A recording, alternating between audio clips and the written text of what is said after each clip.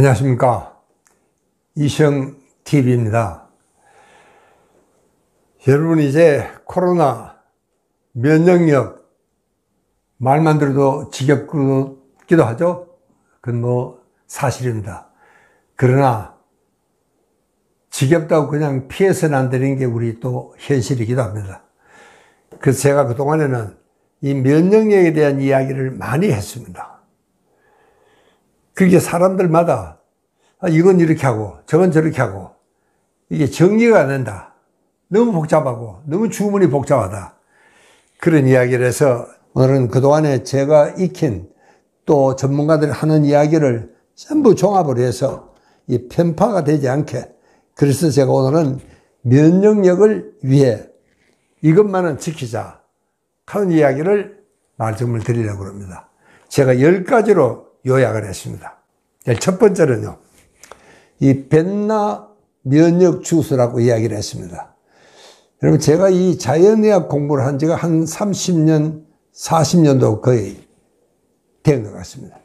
제가 제일 먼저 갔던 데가 어디냐면은 스위스에 있는 벤나 병원입니다. 굉장히 유명한 병원이고 아주 역사도 깊고 세계적으로 권위 있는 병원입니다. 근데 거기를 갔더니 그 사람들은요, 매일 아침 환자들에게 어떤 환자든 상관이 없습니다.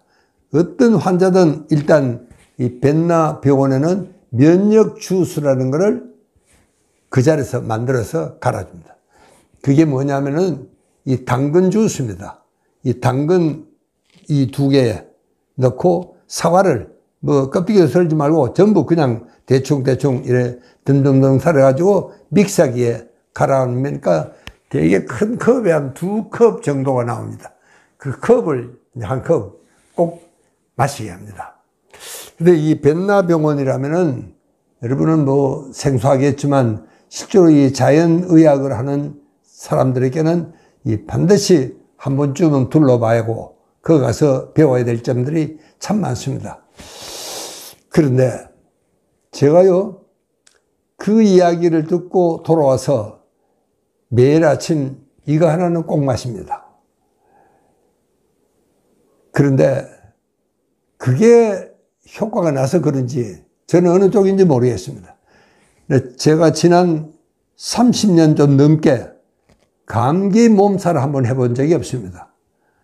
그래서 적어도 저한테는 이게 정말 면역력을 튼튼하게 하는 보약이다.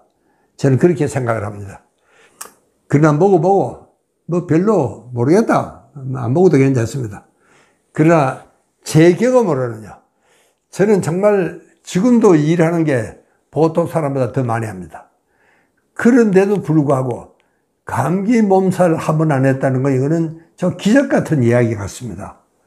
여러분, 그래서 저는 이 벤나 병원의 면역 주스에 대해서는 저는 자신감을 갖고 권해 드립니다. 두 번째는 이제 우리가 이 면역에는 먹거리가 제일 중요합니다. 어떤 식사를 해야 되느냐. 여러분, 이번에는요, 이 한국 전통식이 최고의 건강식입니다. 지금까지 알려지기로는 지중해식, 그 다음에 일본의 오키나와식, 이게 아주 건강식으로 소문이 났습니다. 그러나 이번에 참 이태리에서 그 코로나 환자 생기는 걸 보고 이게 지중해식도 별게 아니구나.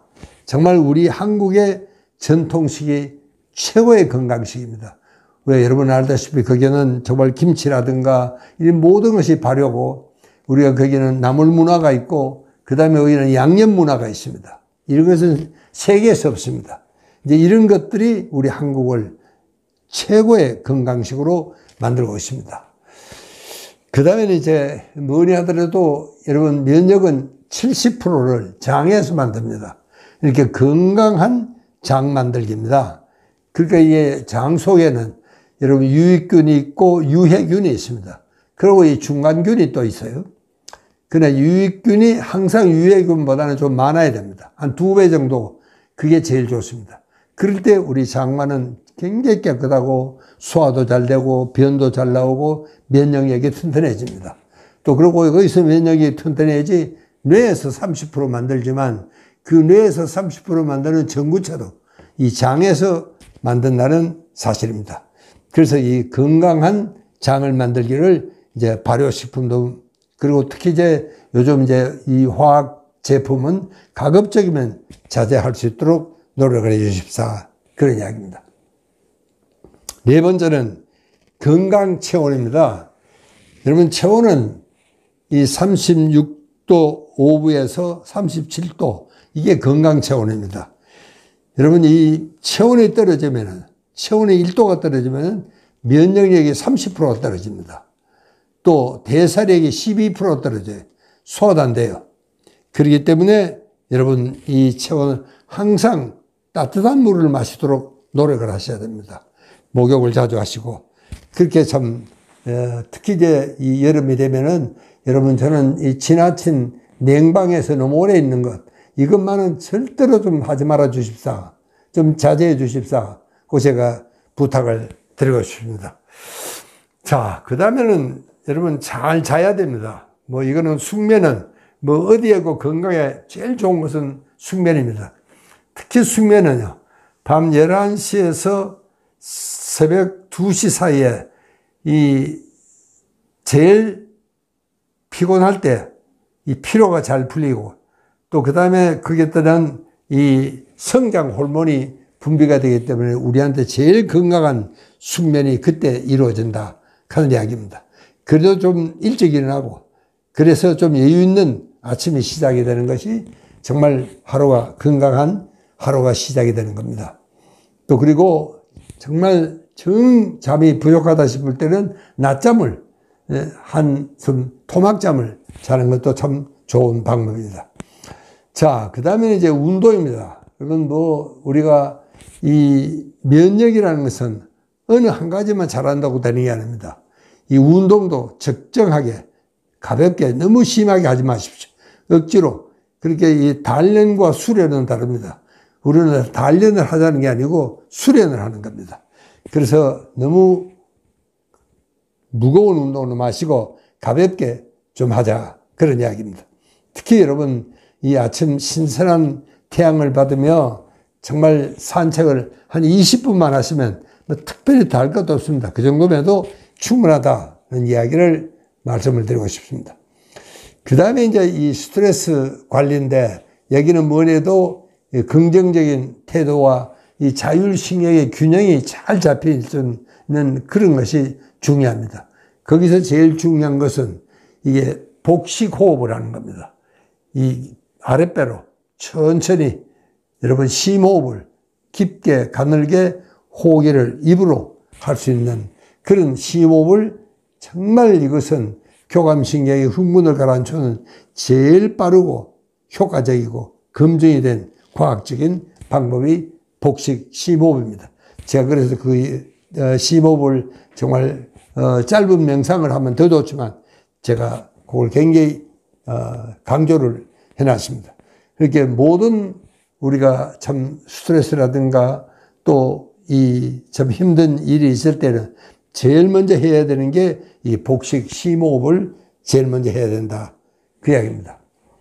자, 그 다음에는 이 자연을 가차히 해야 됩니다. 여러분, 자연 속에는 엄청난 자연 치유력이 있습니다. 그러니까 자연 속에 가면 절로 몸이 튼튼해집니다. 여러분, 우리가 이번에는 참 코로나가 한국 사람들에게는 어떻게 보면은 굉장히 우리가 강성 체질을 갖고 있다, 그런 이야기를 조심스럽게나마 할 수 있는 이유가 우리에게는 자연이 많아서 그렇습니다. 우리 숲속에 가면은 절로 건강해지고, 그 다음에 이제 마지막으로 세로토닌적인 삶이라 그러는데, 여러분, 세로토닌은 이게 이제 조절 호르몬입니다. 우리가 너무 감정적으로 흥분을 돼 있거나 혹은 너무 가라앉아서 우울증에 빠지거나 그럴 때 이 세로토닌은 그것을 잘 조절해주는, 그렇게 함으로써 정말 우리가 평상심을 갖게 하고 또 우리가 정말 행복한 편안한 마음을 가질 수가 있습니다. 그래서 이 세로토닌을 행복 호르몬이다, 그렇게 이야기를 합니다. 그리고 실제로 이 세로토닌적인 삶이라는 것이 바로 우리 옛날에 우리 선배들이 정말 즐겨 했던 이런 정말 선비 정신의 부활이 될 수도 있습니다. 여러분, 우리가 너무 지금 욕심이 많습니다. 이 욕심에는 끝이 없습니다. 그 욕심을 채우는 것은 기분이 좋죠. 그걸 우리가 도파민 상태라 그렇게 이야기합니다. 그러니까 이 도파민은요, 이게 자가 치유제가 없습니다. 이 도파민은 이게 나오면 나올수록 점점 내는 좋아합니다. 그러니까 이 인간의 욕심이 끝이 없다는 게 바로 이 도파민 때문에 그렇습니다. 그러니까 그런 도파민을 우리가 억제를 하고 하려고 그러면은 역시 우리 옛날의 선비 정신들은 정말 그 중에 하나가 여러분 지족 정신에 있습니다. 너무 많은 거 하지 말고 작게 내가 갖고 있는 것을 만족하고 살아가자. 그래서 우리 선배들은 정말 지족 정신, 이게 정말 청비를 사랑하는, 내가 가난해도 맑게 영혼을 정말 갖고 살아야 되겠다 하는 것이 이 선비 정신의 부활이다. 저는 그래서 요즘은 이 선비 정신에 대한 이야기를 많이 하고 있습니다. 여러분, 이것만 지켜도 정말 우리가 튼튼하게 면역력을 지킬 수 있습니다. 여러분, 우리 중요한 것은요, 우리는 갖고 있는 면역력이 있습니다. 사람마다 좀 세고 좀 약한 차이는 있겠지만, 그러나 그나마도 더 약해져서는 안 됩니다.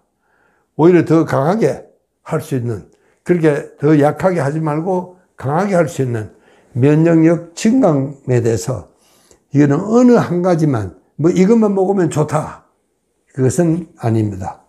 정말 골고루 우리 생활 전반이 면역력을 증강하는 그런 정말 생활 습관이 우리가 길러져야 된다 하는 이야기를 말씀을 드리면서, 앞으로는 정말 이제는 면역력의 싸움이다 하는 생각을 꼭 좀 깊이 해 주시기 바라면서 제 이야기를 마치겠습니다.